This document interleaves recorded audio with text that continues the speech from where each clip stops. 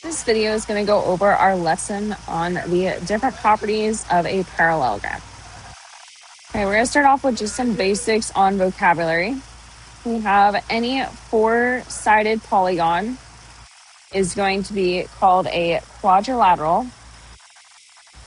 Then we have a segment joining any two non-consecutive vertices. So vertices not next to each other is going to be called a diagonal.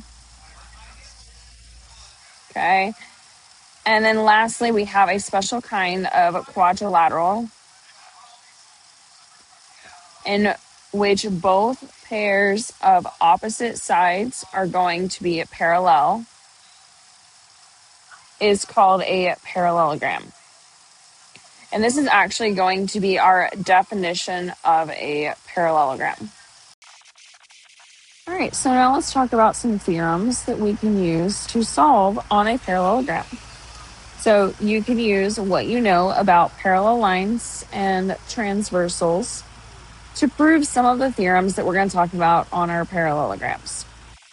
All right, so we have four different theorems. The first theorem is going to state that opposite sides of your parallelogram are going to be congruent. Opposite angles of a parallelogram are also going to be congruent to each other. If a quadrilateral is a parallelogram, then you can say that the consecutive angles are going to be supplementary. And to specify on that one, that just goes back into our same side interior. That's where that one's coming from. And our last one is diagonals of a parallelogram are going to bisect each other. So remember, that just means they are going to cut each other in half, All right, so we got one more theorem just to talk about before we jump into our solving. So this last theorem is stating that if you have three or more parallel lines that are cut off into congruent segments on one of the transversals, okay, so here, for example, we have AC is going to be congruent to our CE. Okay. Then it should be cutting off each segments to be congruent on all of the transversals. Okay. So that means that if I look on the other side, that transversal, we have segment BD should be congruent to segment DF.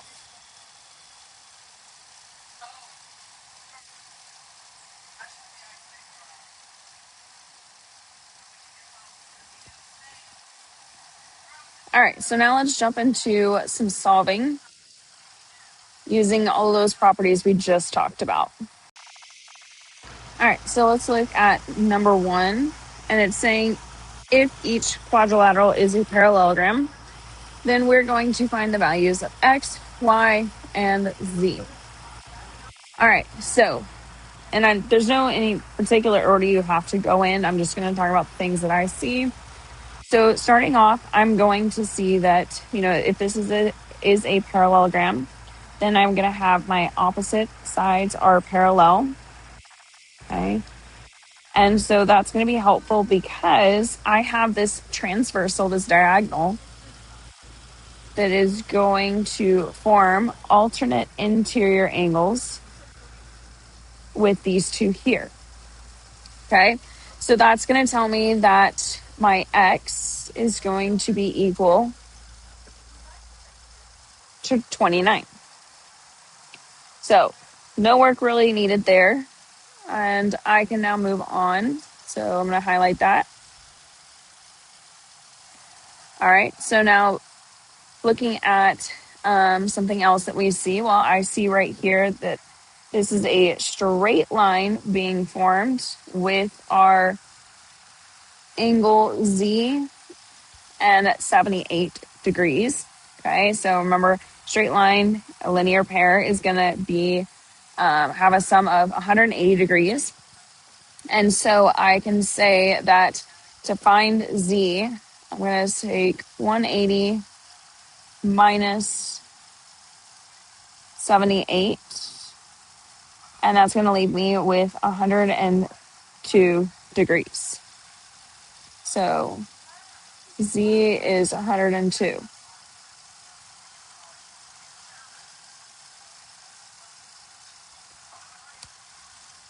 All right, and lastly, now we have our y. Well, for y, I notice that I see this triangle being formed.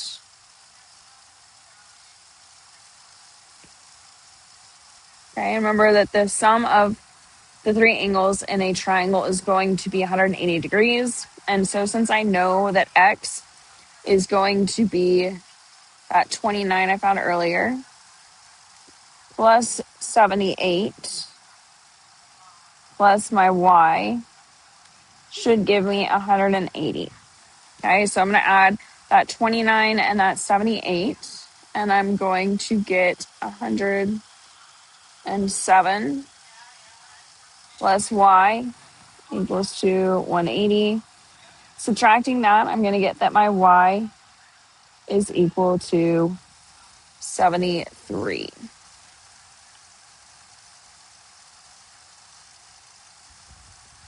Okay, and that's how I find my x, y, and my z in problem 1.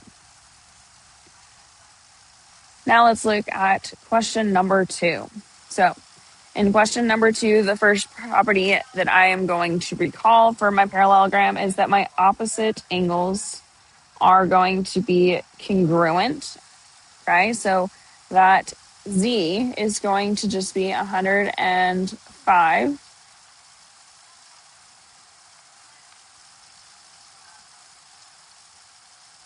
And now I have that, and I can move on to another one. So looking at the rest, this kind of goes back into our parallel lines once again.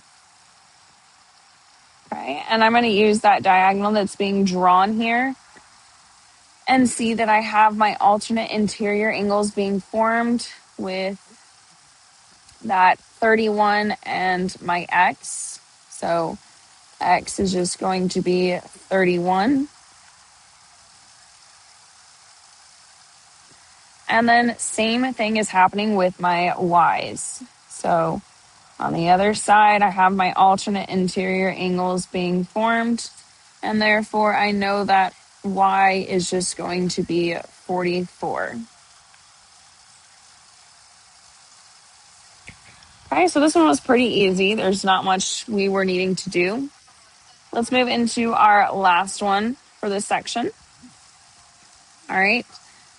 And so here, once again, I'm going to start off with the fact that my opposite angles are congruent. So easy one is that my x here is going to be at 73.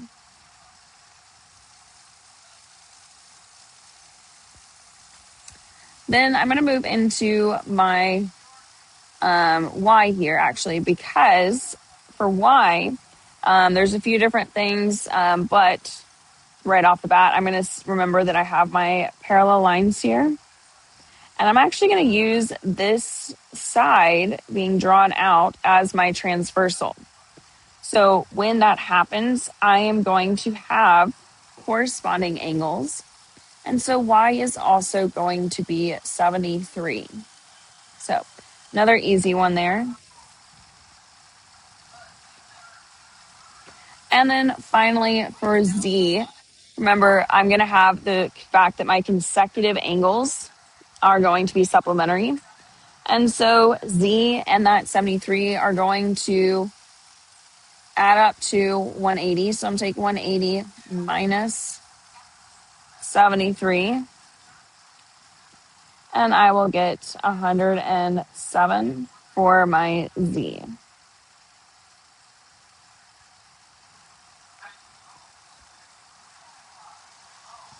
And there you go. All right, so moving on to our next set of problems for number 4.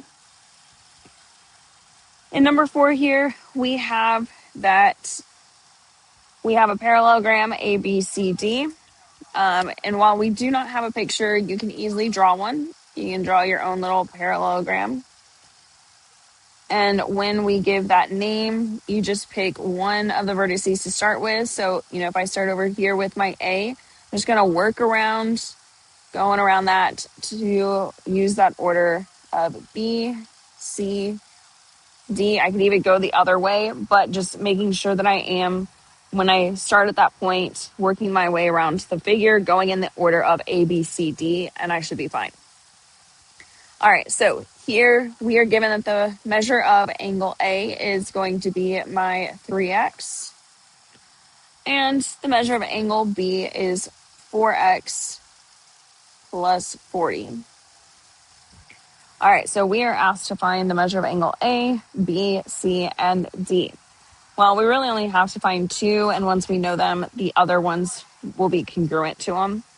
But what I need to notice here is that angle A and angle B are consecutive angles, and therefore they are going to be supplementary. So I'll take 3x plus that 4x plus 40 and set it equal to 180. Then I'm going to combine my like terms here. I'll get 7x plus 40 is equal to 180. And I can subtract that 40 to the other side to get that 7x is equal to 140. And when you divide, you get x is 20. All right, so even though that's not what I'm asked for, I'm going to need that to plug in and find my missing angle. So for the measure of angle A, I'm going to take that 20 and plug it in for my x. So 3 times 20 will give me 60. So that means that the measure of angle A and the measure of angle C, remember opposite angles are congruent, is going to be 60 degrees.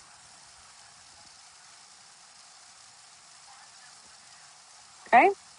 Then to find my last pair of congruent angles, I'm going to plug in for the measure of angle B, which is that 4 times my 20 plus 40. So 4 times 20 is going to give me 80, plus that 40 will give me 120. And therefore, the measure of angle B and the measure of angle D is equal to 120 degrees.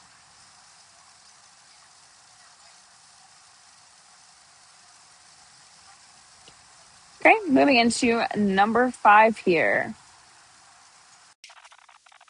All right, so in number 5 here, we are given that we have a parallelogram RSVTV. Okay, so I'm going to just, for the sake of seeing that visual, I'm going to draw that out. Like I said, once again, you can just draw your own picture. It doesn't have to be perfect. And then just pick somewhere to start. So, if I start over here and I start with my R, I could even go the other direction of S, T, V. And this is going to be a parallelogram that fits that. Okay, so you'll see here that I'm giving diagonals RT and VS will intersect at Q. Okay, so I'm going to draw here my two diagonals. And I'm going to label this as Q where they intersect. So if RQ is 5x plus 1, okay, so this one right here is 5x plus 1. And QT is, we've got 3x plus 15. I am asked to find QT. All right, so remember, one of the other properties we talked about is that our diagonals bisect each other. Therefore, QT and RQ are going to be congruent. And so I can use that to solve for my x. So 3x plus 15 equals to 5x plus 1. I'm going to subtract that 3x from both sides. And I'm going to get 15 is equal to 2x plus 1. And subtracting that 1 to the other side, I will get 2x is equal to 14. Therefore, x is 7. Okay, so now that I know that my x is 7, I'm going to plug in to find qt. So we have 3 times 7, which is 21, plus 15. So 21 plus 15 is going to give me 36. Therefore, qt is equal to 36.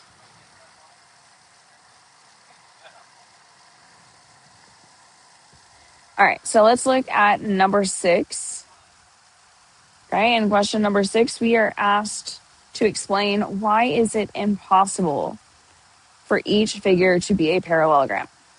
Okay, so looking at my first picture, the one on the left side, I will see here that I have my two sides here are congruent, but I notice that I have a 10 and an 11. So therefore, this is not a parallelogram, and that is because not both pair of opposite sides are congruent.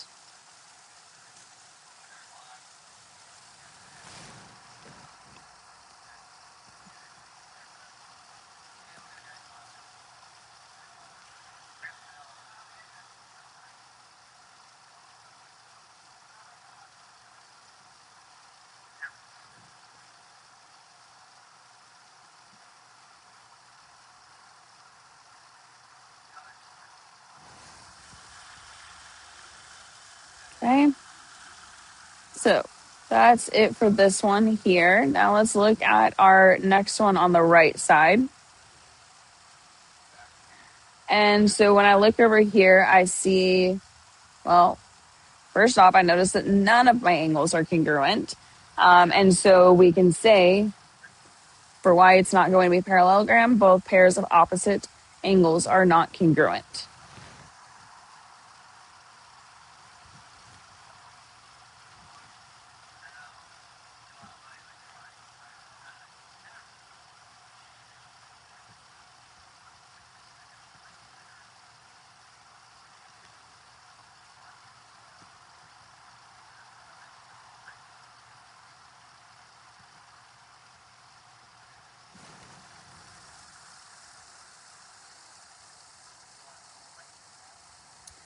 All right. So moving on now to the back side of our notes here. This side is going to be a little bit longer, but we have solve for each missing variable so that ABCD is a parallelogram. Okay, so when they're saying so that it is a parallelogram, we are going to use the properties that we do know about a parallelogram to be true to help us solve. Okay, so looking at the first one here, number 7, we have that AB is 3x plus 2y.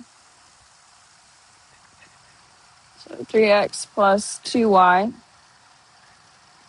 Then we have that BC is 3.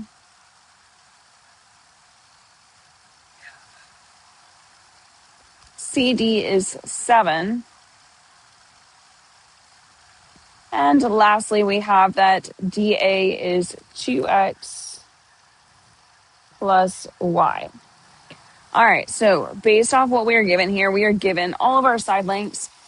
And so we know that our opposite sides are going to be congruent. All right, so AB is congruent to DC, and AD is congruent to BC.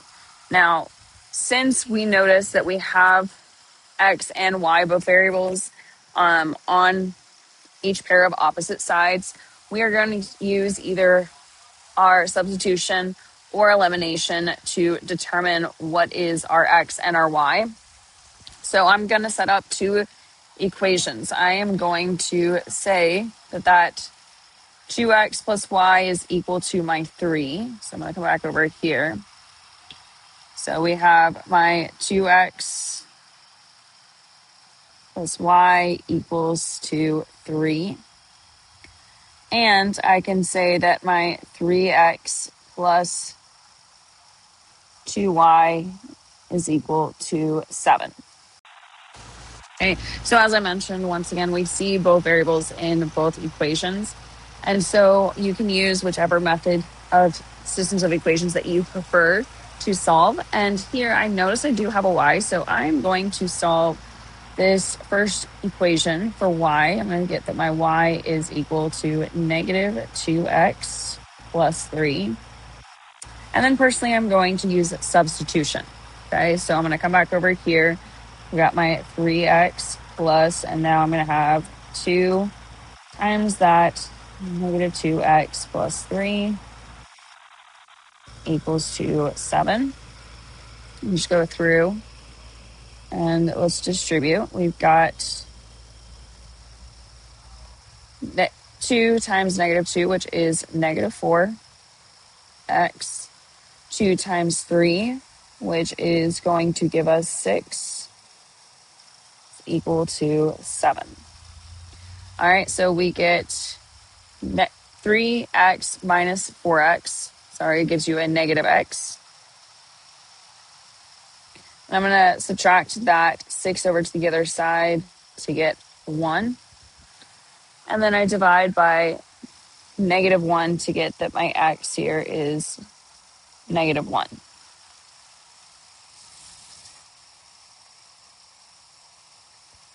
All right, so now that I know that, I'm going to just pop right back over here and use that to solve. So it doesn't really matter which one, but personally, I already have my y here. So I'm going to just say that my y is equal to that negative 2 times my negative 1 plus 3. So negative 2 times negative 1 gives me a positive 2 plus 3 will give me 5. So my y is 5.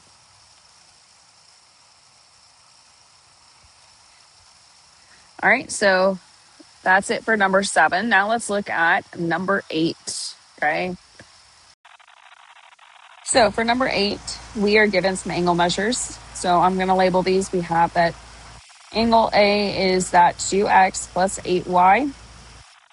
So looking at my picture, we got 2x plus 8y for angle A.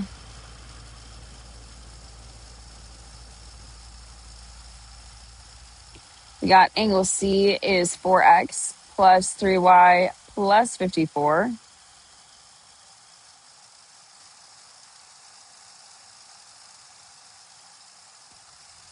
And lastly, we are given that angle D is x plus 2y plus 16.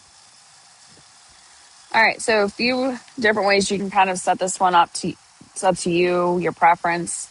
I'm going to see, I've got congruent angles. I'm going to start with that one as one way. So I'm going to say that angle A and angle C are equal to each other. So we got 2x plus 8y equals to that 4x plus 3y plus 54. But then, like I said in the previous one, we do have to use systems of equations. So I need another equation set up. And so looking at what I had, I was given consecutive angles. So it's kind of up to you which one you want to use. I'm going to go ahead and use my smaller ones, which is going to be angle A and angle D. And remember, consecutive angles are supplementary. So those two angles will add up to give me 180. Okay, so I can say that my 2x plus 8y plus x plus 2y plus 16 is going to give me 180.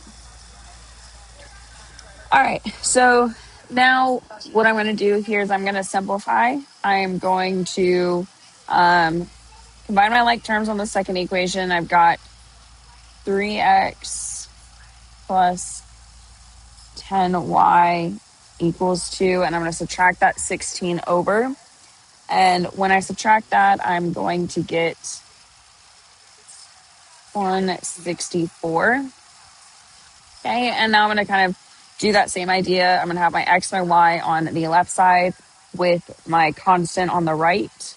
So I'm going to subtract that 4x from 2x, which will give me negative 2x. Subtract 3y from my 8y, which will give me a positive 5y. And I'll be left with that 54.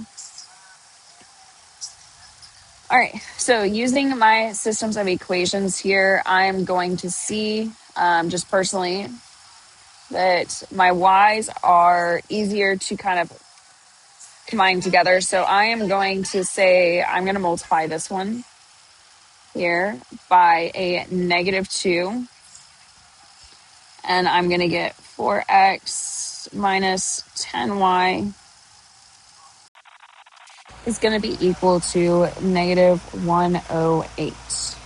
Okay, so now that I have that, I am going to use my elimination method to cancel out my y's. So writing it together so we can see what's going to happen.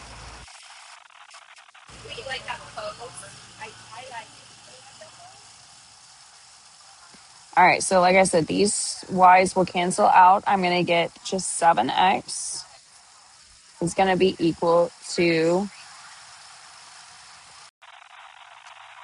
56. And then when I divide, I'm going to get that my x is equal to 8. All right, so now that I know my x, I'm going to plug that in here. So I have 3 times 8 plus that 10y is equal to 164. So 3 times 8 is going to give me 24 plus that 10y equals to 164. And when I subtract, I'm going to get left with my 10y is going to be equal to 140. And therefore, when I divide, I'll get that my y is 14.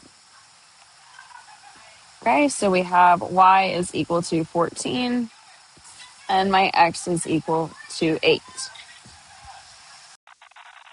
Okay, so moving into our next problem here, number 9, so last one in this section. Okay, so in this problem here, it's going to be a little different. We have our AB is going to be equal to x squared minus 3. So looking over at my picture, what that is, AB is x squared minus 3. Okay, and then we had that CD is 2x plus 12. All right, so in this problem here, we're going to use the property that our opposite sides are going to be congruent. And so we can set these two equals to each other. And so in this problem here, we are not going to have to use systems of equations or anything like that. We are actually going to be doing something we've been doing all year long, which is factoring. Okay, so I'm setting them equal. I see I've got my x squared, I've got my x, I've got constants. So I'm going to set it equal to 0, move everything over to one side. I'm going to get my x squared minus 2x minus 15 is equal to 0. And then remember, I am looking for my factors that will give me that negative 15, but will add up to negative 2. So just off to the side, we've got my negative 15. Well, I could have negative 1, positive 15, 1, negative 15. I've got 3, negative 5, negative 3, 5. Okay, so the one that's going to add up to give me that negative 2 is going to be my negative 5, positive 3.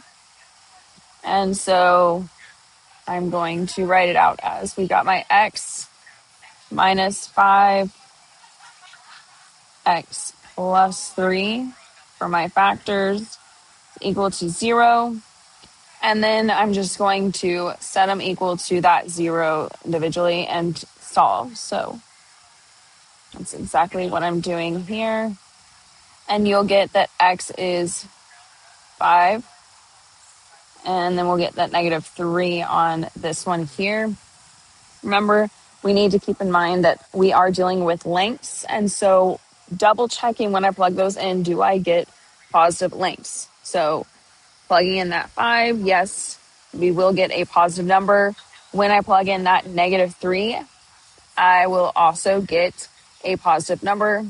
And so therefore, they are both going to work. Okay, so I'm going to highlight both of them, and then let's move on to our next and final problem. All right, so in number 10 here, we have PQRT has vertices, and we've got P is at -4, 7, Q is at 3, 0, R is at 2, -5, and T is at -5, 2. We are trying to determine if PQRT is a parallelogram. So there's a few different ways you can do this, and a lot of it goes back into what we had stated at the beginning of these notes with our definition of a parallelogram, and then the theorems we had talked about with our parallelograms.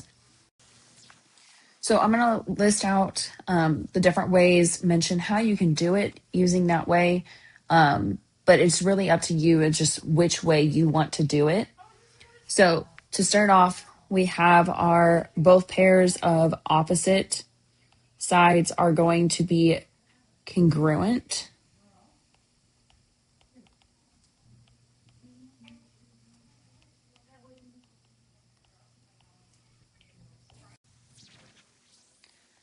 Okay, and to prove that, you would just use your distance formula.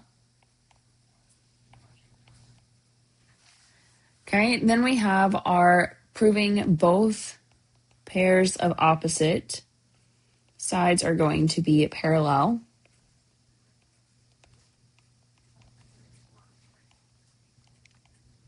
Okay, and with that one, it's kind of obvious, but you're going to use the slope formula. Then we have proving that the diagonals bisect each other.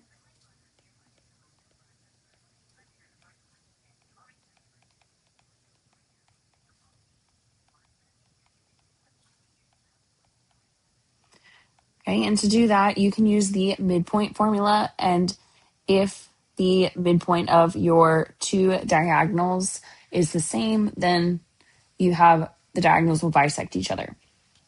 Now, the last way isn't one that was really mentioned today, and it's going to be in the next lesson. That is going to be that you can prove one pair of opposite sides to be congruent and to be parallel. Okay, and so with that one, obviously you're going to do the congruence formula, which would be our distance formula. And then the parallel would be your slope. All right, so for the sake of completing this problem, I am going to just use the diagonals bisect each other one. Okay, so I'm going to use my midpoint, and I'm going to draw a picture just to make sure that I am using the correct diagonals. So remember, just drawing a parallelogram, I'm going to pick one vertex to start at. I'm going to call that P, and then just work my way around it, whichever direction I want to go, using the order of Q, R, then T. All right, so using that, I can see that one of my diagonals here is going to be PR. So I am going to find the midpoint of my segment PR. So I'm going to look at my x coordinates and add them. So I have -4 plus 2 divided by 2. Then I'm going to look at my y coordinates, add them. So I got 7 plus -5, which is just 7 minus 5, and then divide by 2. Okay, so -4 plus 2 is going to give me a -2. And when you divide that by 2, you are going to get -1. Then we have 7 minus 5, which is 2 divided by 2 again, which will give you a positive 1. Okay, so my midpoint here is going to be -1, 1. Now let's look at my other diagonal, which we would have QT. Okay, and so I'm going to look at my x coordinates for that one. We have 3 plus -5, which is just 3 minus 5, divided by 2. And then 0 plus 2 divided by 2. All right, so 3 minus 5 gives me -2. Divided by 2 gives me a -1. And then 0 plus 2 gives me 2. Divided by 2 gives me a positive 1. So since I notice here that my midpoints are the same, then I can prove that PQRT is a parallelogram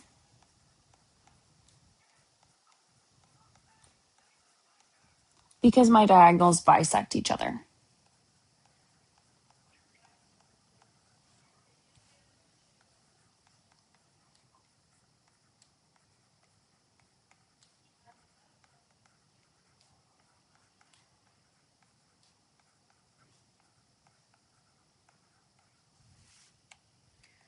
Okay, and that is it for that problem. Like I said, there's a lot of different ways. We listed them out. You just got to find one and use that to prove it. And obviously be able to use all of them because you never know, I might be specific in which one I want you to use. So kind of still be able to use your distance, your slope, your midpoint formulas. But a lot of times you can kind of pick and just find a way that works for you.